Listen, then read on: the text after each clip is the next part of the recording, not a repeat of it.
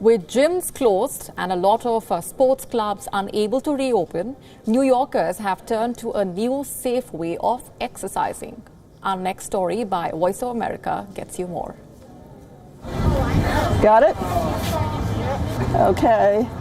Susan McNamara tried kayaking for the first time in 1996.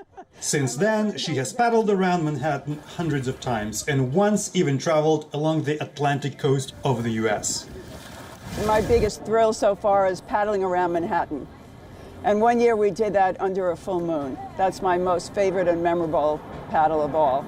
Going out at 8 o'clock and just paddling under a full moon and coming back at 4 in the morning and having the whole river to yourself. Since the pandemic, McNamara says the Hudson has been a lot less crowded until lately. Closed gyms and restaurants have forced thousands of people to look for new, fun ways to spend their free time and stay fit. Arkey is among those who tried kayaking for fun once, but fell in love. At first I had no idea what I was getting myself into. Something was telling me that I just needed to come here and try it out. And then once I took the basic classes, I started from kayaking 1, 2, 3, 4 basics, 1, 2, 3, 4. It just felt so good in the water. Since that first class, Arkey has paddled to Statue of Liberty and even made her way to Coney Island to do some whale watching. That 50-kilometer long trip took her over 9 hours. Kayaking on the Hudson River is not a pastime for novices. It's more suitable for experienced and strong rowers. Twice a day, the current changes its direction thanks to the tidal curve. And if these changes are not taken into account, a kayak may be taken into the Atlantic Ocean in just half an hour. You can do it! Eric Stiller is the managing owner of Manhattan Kayak, the oldest kayak rental and tour company in New York City. His father started importing kayaks from Germany over 6 decades ago.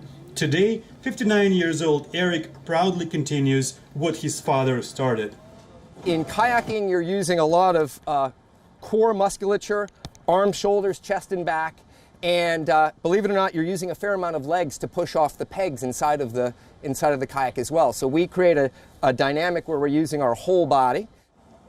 In early summer, Stiller found out that New York City authorities labeled kayak rental business as essential, so he didn't have to close. He developed a set of strict rules that includes mandatory masks and hand sanitizers, but he didn't expect the wave of new clients that rushed to the store.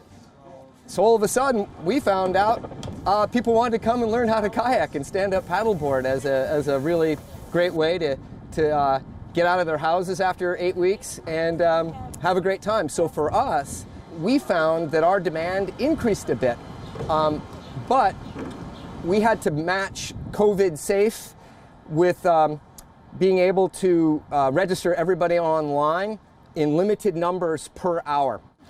The demand proved to be so great that for a while kayaks were almost impossible to find in New York stores. But people like Susan McNamara not surprised. After all, she discovered the magic of kayaking decades ago.